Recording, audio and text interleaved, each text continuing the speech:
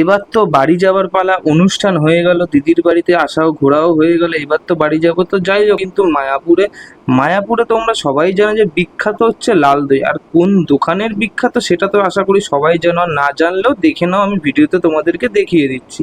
তো যাই হোক, দইটা নিয়ে নিয়েছি, দই আর মিষ্টি। আর বিখ্যাত যে দোকানটা, সেই দোকানটার নাম হচ্ছে কিন্তু মিষ্টান্ন ভবন। থেকে মিষ্টিটা কিন্তু নিয়েই নিলাম, দেখে বললাম, আমি ভুলেই গেছিলাম।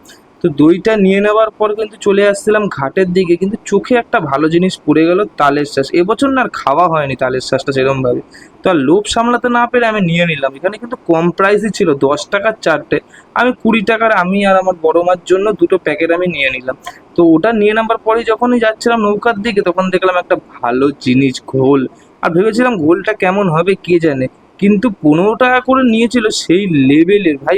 খাওয়ার পর তো আমার মুখটা চেঞ্জই হয়ে গেল, যে ভাই সেই লেভেলের, সত্যি খুব ভালো লেগেছে। তোমরা যদি যাও একবার ট্রাই করতেই পারো, হেভি লেগেছে। তো যাই হোক, যাবার পালা।